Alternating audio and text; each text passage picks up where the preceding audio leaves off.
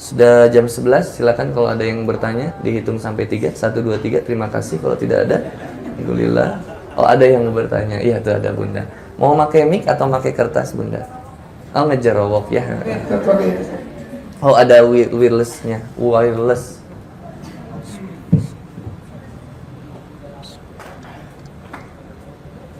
Bismillahirrahmanirrahim. Jazakallahu khair Kang Boni.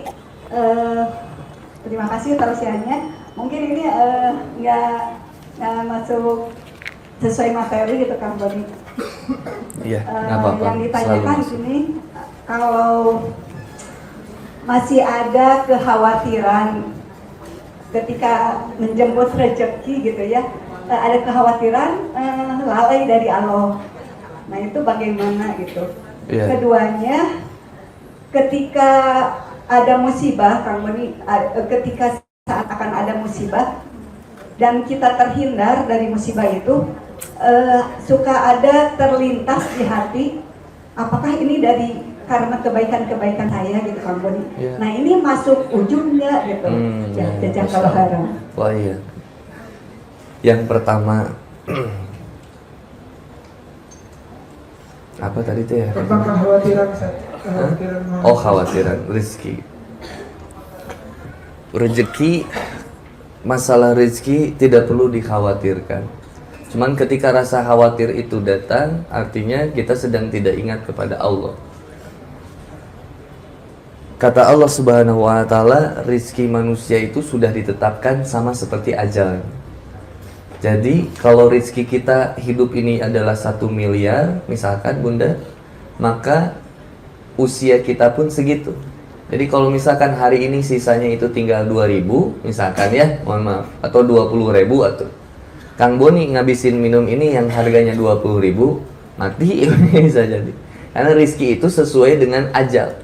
Tapi yang nggak boleh itu mengkhawatirkan rezeki, jangan khawatirin rezeki. Kok saya segini-gini amat ya rezekinya? Enggak. Cicak aja tidak pernah stres. Ini yang logika sederhana. Ada manusia bunuh diri karena kurang rezeki? Ada? Ada. Ada manusia yang protes karena kurang rezeki? Banyak. Tapi cicak tidak ada yang bunuh diri. Cicak nggak ada yang frustasi. Ada Bunda pernah ketemu cicak anu gelo? Nggak ada. Jelema anu gelo banyak. Banyak. Bahkan mau nyoblos nanti mah ya. Beki gelo ya. Gitu. Yang membolehkannya lebih gila lagi gitu ya. Jadi ngomongin itu ya nggak baik lah ya. Doain aja sing menang hidayah ya. Ya kotak suara nakarendem oge-nya gimana gitu. Sedih kadang ya. Di kardus. Jadi rezeki sudah ada dari Allah Subhanahu wa Ta'ala. Cuma ketika khawatiran rezeki itu muncul bagaimana kan? Istighfar. Faqul tustaghfiru rabbakum innahu kana ghafara. Banyakin istighfar sama Allah. Artinya kita sedang mendiskreditkan Allah, mengecilkan Allah yang menjamin rezeki kita. Orang yang nggak pernah sholat, rezekinya banyak. Kemudian kita protes, ya Allah, dia nggak pernah sholat. Kok rezekinya banyak? Saya yang sering sholat kok segini-gini aja. Harusnya dibalik keyakinannya. Orang yang nggak pernah sholat aja rezekinya ada, apalagi saya. Dan rezeki itu nggak selalu masalah nominal harta. Ada orang yang gajinya besar, rezekinya sedikit. Kumaha tah? Kebayang nggak Bunda? Ada orang yang gajinya besar, hartanya banyak, tapi rezekinya sedikit. Gimana contohnya Kang? Banyak hartanya. Saya makan di rumah saudara saya di Jakarta. Tajir berat deh. Pintunya aja bukanya pakai remote Bunda. Cekit, teka bayang mun konslet eta teu bisa dibuka. Khawatir. Yang klosetnya aja gayung. Kan repot saya ya. Kumaha gayung. Di ini teh gening Bunda. Jadi ada di sini puteran. Kan geteknya. Kebiasa atuh ih. Kumaha teh? Atuh pernah nyobain enggak? Sekarang teh beuki canggih teh sabisi ki rudet ieu teh. Terus si keran teh enggak ada ininya Bunda, puteranna. Cek aku teh ieu mah asa alus-alus keran puteranana. Ternyata dikituin deh gini. Set euy. Canggih cek aku teh. Power CCTV we di kamar mandina gitu teh. Showernya teh ada water heater. Panas ya Bunda, ngebul itu luar biasa. Canggih rumahnya, tajir. Masya Allah, tajirnya luar biasa. Begitu mau makan, Begitu mau makan, saya makan rendang, ada ayam, ada rendang, ada apa itu, sayur-sayuran, ya, minumnya ada teh manis, segala macam, nikmat deh. Begitu dia makan salad, saya tanya, Om, kok makannya itu? Om nggak boleh makan itu, kolesterol. Ini rizki, artinya rizkinya sedikit, gajinya besar. Uangnya banyak, rezekinya sedikit, harta banyak, tapi nggak bisa makan berat. Saya pada saat itu saya merasa orang yang paling kaya. Pete oke, jengkol oke, rendang oke, semua oke. Nggak takut diabetes, karena biasa aja, santai. Tapi orang yang kaya kadang begitu. Makanannya bahkan di gram. Ada ya. Dan mohon maaf ya kalau ada yang di sini, mohon maaf kalau ada suami misalkan yang begitu. Tapi ini jadi muhasabah. Bahkan di gram, Bunda, makanannya di gram. Artinya rezekinya sedikit. Mohon maaf, mohon maaf. Kemarin saya di kajian di mana ya, mohon maaf saya lupa lagi itu. Subhanallah, Masya Allah. Mohon maaf. Oh, Cimahi, Bunda, di Cimahi. Di Cimahi. Saya waktu itu di Cimahi saya bilang Masjid Nurul Aulia. SD Nurul Aulia itu ya. Waktu itu saya tanya, Bunda, ada ibu kadang mohon maaf, ada ibu kadang suka marah-marah sama anak. Tapi Bunda harus ingat, kata aku, ada seorang ibu yang punya anak disabilitas tetap sabar. Tiba-tiba ada jamaah mengangkat tangannya sambil nangis, Ustadz, itu saya. Saya Ustadz, anak saya disabilitas, tapi saya tetap sabar punya anak. Lihat, langsung saya bilang, nih, ibu tidak bersyukur dengan anak ibu, sering dimarahin, sering dipukul, nggak boleh begini, wah marah-marah. Lihat ada anak yang seorang ibu anaknya disabilitas, sabar. Kata saya, ibu itu sabar Bunda ngurus anak, maka menjadi jalan surga Bunda untuk kemudian ke hadapan Allah Subhanahu Wa Taala. Sabar ngurus anak. Ada orang yang rizkinya bagus, Bunda, rizkinya gajinya banyak, istrinya cantik, rumahnya besar, mobilnya banyak, tapi ternyata suaminya selingkuh. Suami kita, bukan kita, Bunda. Kita. Suami Bunda-bunda, mungkin sederhana, mungkin biasa, tapi setia, bukan sama Bunda. Setianya sama Allah. Kalau setia sama Allah, pasti setia sama Bunda. Kalau cintanya sama Allah, pasti cinta sama Bunda. Nggak usah ditanya kecintaannya. Masih cinta nggak sama aku? Tinggal lihat sholatnya, gitu aja, sederhana. Kalau sholat sudah berani ditinggalkan, apa alasannya Bunda yakin suami sayang sama Bunda? Gitu aja. Sholat saja sudah berani ditinggalkan, Allah saja sudah berani dihinakan, apalagi Bunda, sederhana itu. Rezeki nggak usah khawatir. Ini doa kata Rasulullah Muhammad SAW. Pada suatu itu datang seorang sahabat datang kepada Rasulullah SAW lalu menanyakan tentang hutang. Hutang. Ada khawatir. Orang kalau punya hutang khawatir nggak? Resah nggak? Resah. Gundah gulana sedih? Ya. Apalagi kalau sudah jatuh tempo sedih? Sedih. Nggak bisa dibayar, nggak tahu uangnya dari mana. Sedih? Makin sedih, makin resah, makin gelisah ketika ada apa? Debt collector. Ada penindasan dari manusia. Orang yang punya hutang, mohon maaf, ditindas nggak? Ditindas. Maka ini doanya luar biasa. Ada 8. Nanti kita kaji, mudah-mudahan bulan Maret kita ketemu lagi. Oh, lillah pisan. Insya Allah ya kalau misalkan ada waktu. Ini 8 poin ini indah Bunda. Ini masalah hati kalau Ibnu Qayyim ini. 8 nih. Allahumma inni a'udzubika minal hammi wal hazan. Wa a'udzubika minal adzi wal kasal. Wa a'udzubika minal jubni wal bukhl. Wa a'udzubika min ghalabati daini wa qahrir rijal. Ini sepaket doanya. Dibaca pagi dan sore, selesai. Pagi dan sore. Allah bukakan jalan keluarnya. Allahumma inni a'udzubika minal hammi wal hazan wa a'udzubika minal adzi wal kasal wa a'udzubika minal jubni wal bukhl wa a'udzubika min ghalabati daini wa qahri rijal. Ya Allah ya Rabbi, jauhkan aku berlindung kepadamu dari kesedihan, kegalauan, keputusasaan, sifat yang mudah menyerah, putus asa, kemudian malas.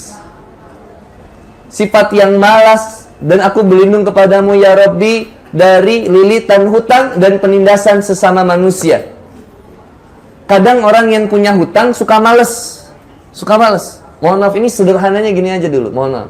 Kadang, lihat, ada beberapa manusia. Contoh, punya hutang tapi mabok sering. Karena dia bilang, ini karena liur lah, misalnya mabok. Gitu. Mohon maaf, kadang ada lagi hutang banyak tapi masih ngerokok gitu ya kadang. Rokok rajin. Padahal kalau dia yakin punya hutang, rokoknya dikurangin dulu, baru kemudian dia nyicil nabung buat bayar hutang kan bisa. Atau bahkan jika dia bisa berhenti sambil nabung untuk kemudian dia bayar hutang sebenarnya kan gitu. Cuman karena nggak serius bayar hutangnya, jadi akhirnya begitu. Padahal hutang itu senantiasa menjadi penghalang rezeki juga kalau kita nggak benar-benar yakin bisa dimudahkan risinya. Bunda kalau sudah riba aja, beresin sekarang riba dulu aja deh gitu. Riba selesai, Bunda jangan khawatir, rizki bakal keluar tuh berikutnya. Lunasin sama Allah Subhanahu wa taala. Rizki nggak usah khawatir. Kata Allah Subhanahu wa taala, orang yang senantiasa Rasulullah SAW, orang yang senantiasa menjaga sholat, memperbanyak sedekah, itu senantiasa membukakan pintu rizki. Tadi yang 5S. 5S ini Bunda. Kalau kita khawatir, tadi doanya udah, sekarang ikhtiarnya. Ikhtiarnya dalam beribadah, salah satunya tawakal kepada Allah juga. 5S. S yang pertama tadi sholat 5 waktu dijaga, jangan ditinggalkan.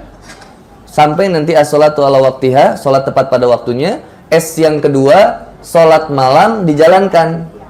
Wassallu bil laili wa nasun niyam. Sholat malam ketika orang lain sedang tidur.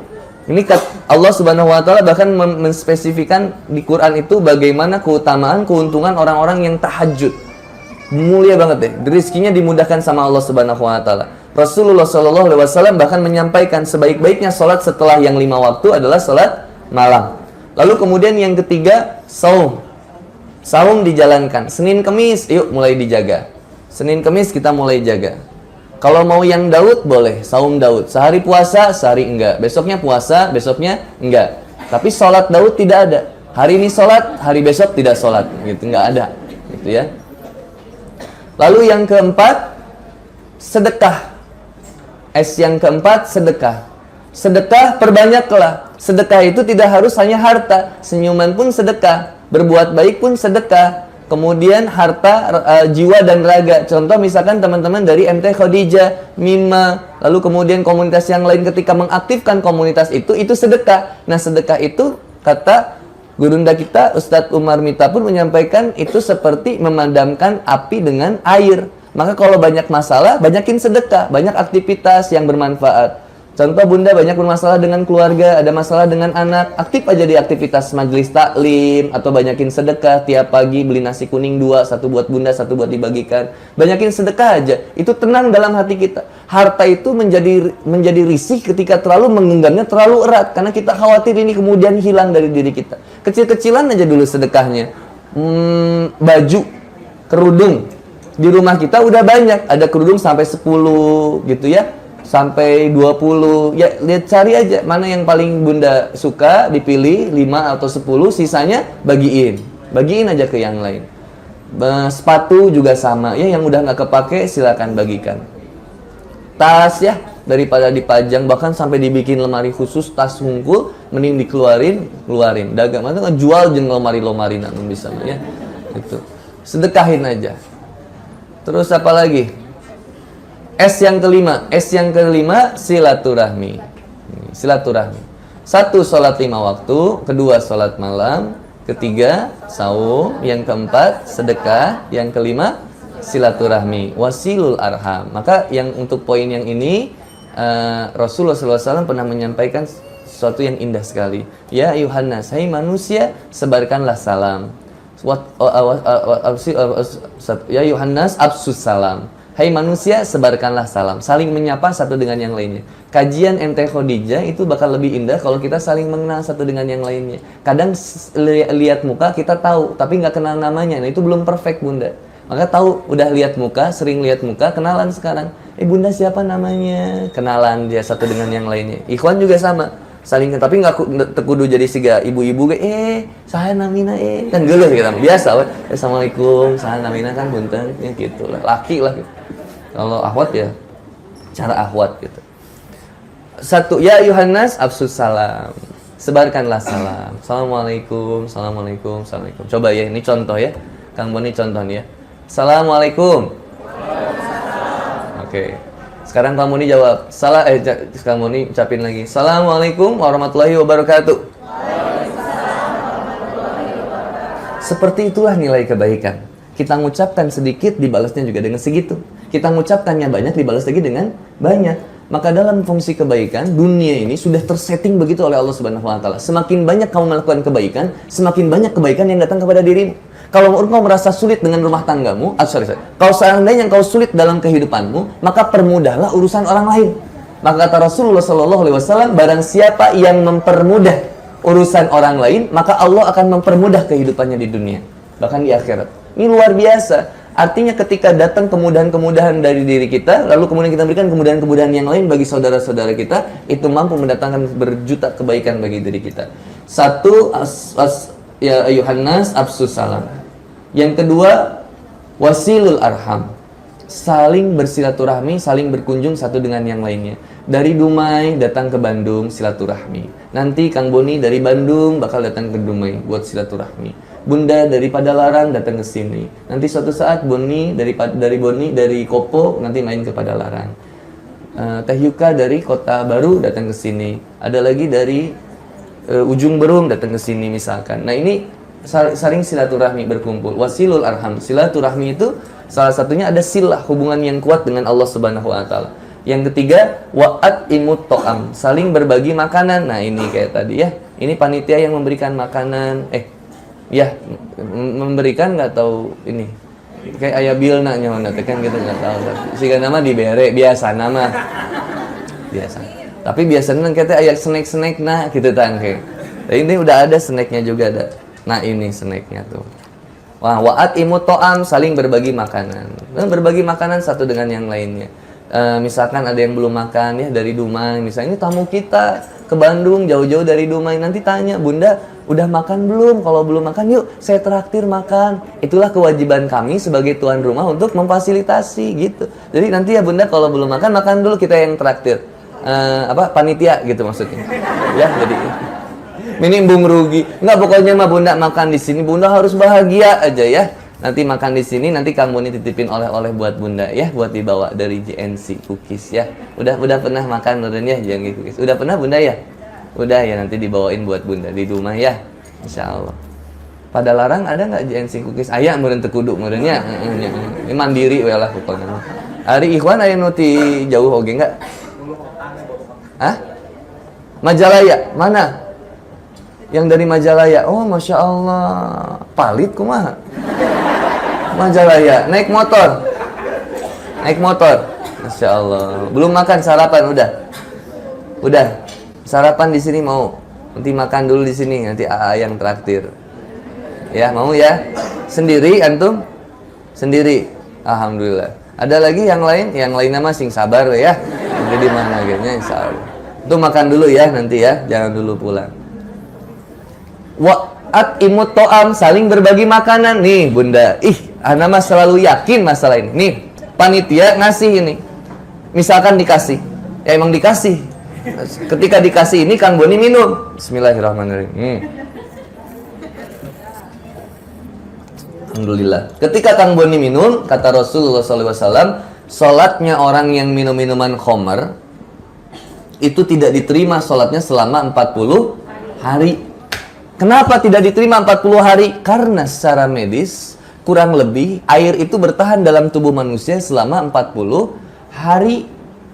Maka ketika air minum yang dikasihkan sama panitia bertahan di tubuh Kang Boni selama kurang lebih 40 hari, Kang Boni pakai dakwah, Kang Boni pakai sholat, Kang Boni pakai tahajud, Kang Boni baca Quran, maka yang memberikan minumnya, yang mensedekahkan minumnya, yang membawakan minumnya akan mendapatkan pahala kebaikannya juga insya Allah. Itu baru minuman. Kalau makanan itu bakal menjadi daging. Kalau daging bertahannya lebih lama. Makanya kenapa kata Rasulullah, sebaik apapun kau kepada orang tuamu, kau tidak akan bisa membalas kebaikan orang tua. Meskipun kau punya bukit gunung es sekalipun kau berikan kepada gunung emas sekalipun kau berikan kepada ibumu, kau tidak akan mampu membalasnya. Diajak ibu saya ngomong ke Sukitaim, Sukitaim, makan mahal-mahal masak sorangan. Mahal indung teh atuh, wah daripada kita mahal mending atah nawe lah. Tapi sebaik apapun kita sama ibu, demi Allah nggak bisa kita mengganti kebaikan ibu. Kenapa? Karena yang ibu berikan daging susu ASI 2 tahun, ASI 2 tahun tambah nyuapin makanan sereal terus diperjuangkan, dijual sawah buat nyekolahin kita. Kita bisa cerdas dari perjuangan ibu, kita bisa pintar dari perjuangan ibu, kita bisa taat dari perjuangan ibu, Kita kemudian tumbuh besar, bahkan kemudian jadi orang yang dewasa, tinggi, tampan, kita cantik. Nah, itu semuanya dari perjuangan ibu. Maka ibu ini senantiasa mendapatkan pahala ketika apa? Ketika anaknya taat. Maka bagaimana, lihat luar biasa nih. Seorang anak yang hafiz Quran, ia akan menjadi seorang anak yang membawa orang tuanya ke surganya Allah Subhanahu wa taala, bahkan memberikan mahkota yang terindah bagi orang tuanya di surga nanti. Diberikan mahkotanya khusus, Bunda. Luar biasa, anak narik orang tua.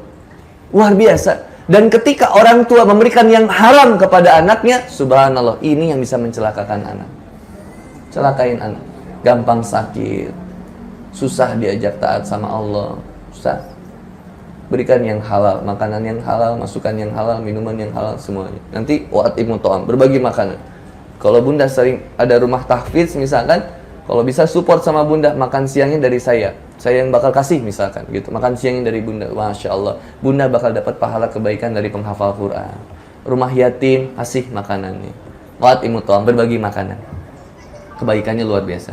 Yang keempat, satu, wasilul arham, satu, absus salam, menyebarkan salam. Yang kedua, silul arham, saling bersilaturahmi. Keempat, wa'atimu ta'am, berbagi makanan. Yang keempat, wassolu bilaili wa nasuniyam tadkhulul jannah bisalam. Maka sholat malam ketika orang lain sedang tertidur, 4 poin ini dilakukan, maka kata Rasulullah SAW, tadkhulul jannah bisalam, maka masuklah ke dalam surga Allah Subhanahu wa taala dengan selamat, insyaallah.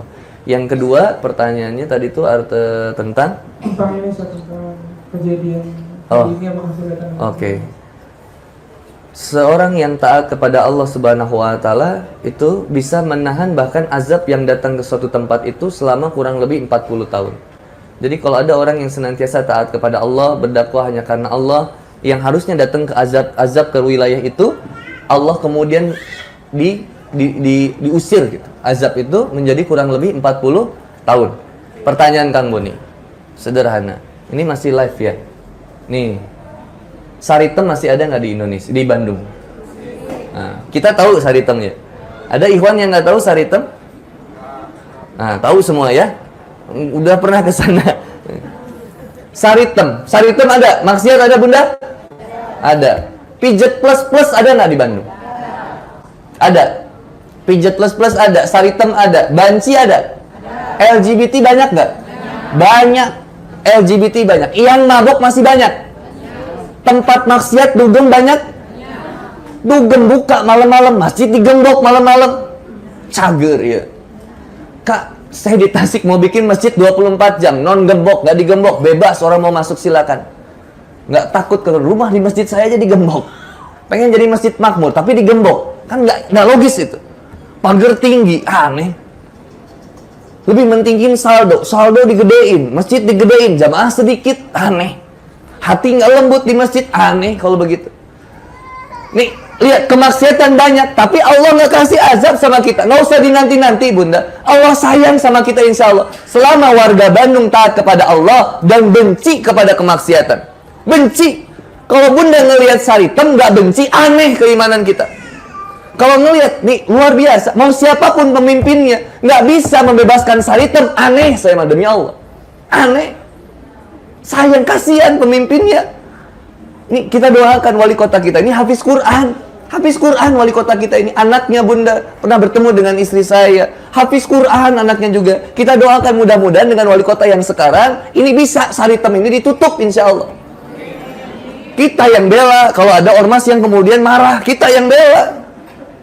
Ini kadang nilai-nilai kebaikan manusia ini kalah dengan kewajiban kita sebagai manusia, hak asasi manusia. Hak mereka dong menjadi pelacur, hak mereka dong senantiasa jadi banci, luar biasa. Hak asasi manusia diperjuangkan, kewajiban asasi manusia dilupakan, kewajiban manusianya dilupakan. Maka kalau Bunda lihat Saritem nggak marah, aneh. Lihat banci Bunda nggak marah, aneh. Tapi bukan benci sama bancinya, benci sama sikap dan sifatnya. Saritem itu yang dibenci bukan orangnya, bukan kompleknya. Yang dibenci adalah sikap dan sifatnya. Legal, Bunda. Itu satu RW, ada Polsek Andir di sana.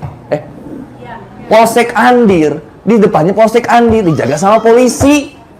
Jaga sama polisi, polisinya tahu. Saya datang ke sana, komplek Bunda, satu rumah, itu udah berjejer itu. Bisa dipilih, bisa duduk bunda, dipilih dari budget 250.000 sampai 500.000. Ada budget yang 750.000. Pelosok ke dalam lagi, garuli, saya tahu beda-beda deh. Masih muda, bunda ada gembrot seletik 150.000. Serius. Saya cek bunda, soalnya saya waktu kuliah di Pajajaran University, kuliah di Unpad, saya ada penelitian yang harus saya masuk ke sana. Saya masuk ke sana tuh, saya cari, mohon maaf bunda, yang lebih ngerinya lagi, ada kasanya. Ini ada kayak begini, kasirnya. Tadi siapa aja, ceweknya 1 atau 2? 1. Kondomnya beli nggak? Beli. Lu beli kondomnya 1, harga kondomnya 25.000. Ada yang kemudian harga kondomnya yang berduri-duri itu lebih tinggi lagi. Serius, anak tahu banget dah. Survei saya ke sana, banyak bunda. Itu rumah bunda tuh kalau punya rumah di sana dikontrakin. Bunda tinggal di sebelahnya, sisanya itu dikontrakin sama bunda, kamar-kamarnya bunda. Itu sudah satu komplek bunda, miliaran omsetnya. Pertanyaan saya, ini dijaga sama ormas katanya, dijaga sama polisi dan yang lain-lainnya. Pertanyaan saya itu cager ya teh. Kalau orang yang beriman melihat itu nggak marah, aneh. Kok bisa-bisanya kita nikmat ibadah, maksiat masih ada. Nah upaya apa kita? Nah salah satu kalau ada yang nyinyir, kok dakwah Mimba, dakwah MT Khadijah di kafe sih? Masjid banyak, dakwahnya di kafe. Belum tentu semua orang itu senang ke masjid. Ada orang yang belum kemudian senangnya ke masjid, dia merasa takut ke masjid, malu ke masjid. Ayo kita rangkul dulu di kafe ini. Dan saya yakin kafe ini pengen mendapatkan keberkahan. Pengen dapat keberkahan. Dari setiap dari kita, kata Rasulullah SAW, Allah bentangkan sayap-sayap Allah di langit angkasa. Sayap-sayap malaikat di langit angkasa yang senantiasa menunggu doa-doa dari kita semua. Maksiat yang datang, maksiat yang senantiasa kita lakukan dibalas dengan orang-orang yang taat kepada Allah Subhanahu wa taala. Allah menahan azab kepada wilayah tersebut. Demi Allah bunda, Bandung ini bentuknya cekungan. Cekungan bunda, kayak mangkok. Ada yang namanya Sanghyang Tikoro. Yang kalau jebol banjir Bandung. Banjir Bandung, titik terendah Bandung Braga. Ada yang namanya patahan Lembang. Kalau sudah gempa patahan Lembang, gempanya lebih hebat daripada Palu, Aceh, katanya begitu. Kata orang BMKG, orang ahli geografi. Bandung potensinya memang nggak ada laut, susah nggak ada tsunami, memang nggak ada. Di mana laut di kita? Jauh, Cianjur kan gitu ya. Pantai di Garut sana. Bandung begini bentuknya mangkok, kalau rusak jebret hancur semuanya. Palu Donggala bunda, dipakai maksiat terus bunda. Subhanallah, satu kecamatan kang itu ambles bunda, ambles. Dikasih gempa, orang keluar dari rumah. Keluar dari rumah dikasih tsunami. 8 menit dari gempa, syuk tsunami. Kecepatan 100 sampai 300 km per jam katanya. Tingginya setinggi pohon kelapa, 3 kali gelombang. Syuk. Orang lari ke tempat yang tinggi ketika datangnya tsunami. Datang ke tempat yang tinggi ada likuifaksi. Tanah yang tinggi disedot, syuk, di blender, di dalamnya. Mati 5.000 orang di sana. Ditanya sama warga oleh relawan kami, ini tempat gimana dulunya? Kata warga, di sini Kang, dulunya tempat judi, tempat maksiat, tempat zina, banyak LGBT. Saya mikir, lah di Bandung banyak. Gimana? Ya Allah, makanya tahajud kita, bunda, lihat orang yang bermaksiat 40 rumah ke kiri, 4 rumah ke kanan, 4 rumah ke depan, 4 rumah ke belakang. Kena efeknya itu. Orang yang berzina di komplek bunda, 40 rumah ke kiri, ke depan, ke belakang, kena kita. Bayangin, kena efeknya. Maka kalau kita taat kepada Allah Subhanahu wa taala, kita bersujud kepada Allah Subhanahu wa taala, efeknya lebih besar lagi, ngelawan efek yang maksiat. Lawan maksiat dengan ketaatan, lawan kemaksiatan dengan dakwah. Kalau tidak mampu dengan dakwah, dengan doa. Dakwah langsung lisan misalkan. Kayak Kang Boni, kalau nggak bisa dakwah dengan lisan, ayo dengan tindakan. Tindakan nggak bisa dengan lisan, lisan nggak bisa dengan doa. Nah itulah selemah-lemahnya kita. Dengan doa, ya Allah, saya tahu ya Allah, Saritem ada, Octopus ada, Venetian ada, Fix Karaoke ada. Saya tahu bagaimana dalamnya ya Allah. Alhamdulillah ya Allah. Ada yang daerah Antapani sebelum belokan. Oh di Antapani si mall nanti apa tuh? Hah? Lucky Square. Dulu di Lucky Square ayah pijat plus mang dari 450.000 Alcatraz. Pijat plus nah bangkrut, alhamdulillah. Tinggal karaoke nah. Tinggal karaoke-nya. Itu di atas bunda naik ke Jogja kan? Jogja naik lagi karaoke Alcatraz. Tuh di situ Piset Mall. Karaoke plus ada. Daerah Pasir Kaliki, Venetian itu yang rada mewah bunda. Dari budget 750.000 sampai 2.500.000. Garulisnya luar biasa brother. Ngeri deh. Karaoke-nya. Di Fix Karaoke, Balubur, jalan ABC, perempatan ABC ke kanan. Set, ABC, masuk ke atas ada karaoke, bayar PL-nya 250.000. Mau pegang bayar. Pacaran pegang gratis. Lebih hina, yang dua lagi hina sarua. Maka ini kemaksiatan banyak. Maka gimana akhirnya? Lawan dengan ketaatan. Dulu kita pernah maksiat, Bunda. Dulu kita pernah maksiat. Dulu pernah berzina. Dulu pernah makan riba. Pernah makan uang haram. Pernah kemudian memperjuangkan sesuatu yang haram. Maka lawan sekarang dengan taubat. Maka kata Allah Subhanahu wa Ta'ala dalam Quran surat Az-Zumar ayat 53, "Qul ya ibadiyalladzina asyrafu ala anfusihim la taqnatu min rahmatillah." Hei hamba-hambaku yang senantiasa berdosa, hei hamba-hambaku yang senantiasa bermaksiat kepada Allah, keluar dari batasnya. Yang harusnya taat, dia nggak mau taat. Yang harusnya sholat, dia nggak mau sholat. Yang harusnya ibadah, dia nggak mau ibadah. Yang harusnya berprasangka baik, dia berprasangka buruk. Terus melampaui batasnya. Kata Allah Subhanahu wa Ta'ala, la taqnatu min rahmatillah. Jangan berputus asa dari rahmat Allah. Kau tahu banyak kemaksiatan. Aku tahu kau pun bermaksiat kepada Allah. Tapi kata Allah, sudah, jangan berputus asa dari rahmatku. Innallaha yaghfiru dzunuba jami'an. Sesungguhnya Allah Subhanahu wa Ta'ala senantiasa mengampuni dosa kita semuanya. Selagi kita masih hidup, Allah nunggu taubat kita. Perbaiki diri kita untuk serius dalam hijrah kita. Ayo, hijrah lingkungan, hijrah pertemanan, hijrah kebiasaan, hijrah handphone kita, hijrah Instagram kita, hijrah, semuanya hijrah menjadi lebih baik. Lisan kita hijrah. Dulu, mohon maaf, ngomong dogi kita sering. Jadi koma bahkan. Dikit-dikit, dikit-dikit, Sekarang ganti sama istighfar. Astagfirullah, subhanallah, alhamdulillah. Sekarang ngedenger orang ngomong kasar aja nggak sanggup. Ngomong kasar, ngomong jorok, kita udah nggak nikmat, Bunda. Udah nggak nikmat. Dulu ada seorang, udah jam 12. Udah deh, itu dulu. Jadi tadi kemaksiatan begitulah ya. Jadi insya Allah mungkin Bunda yang dirahmati oleh Allah Subhanahu wa Ta'ala. Wallahu a'lam bishawab. Itu dulu yang bisa disampaikan.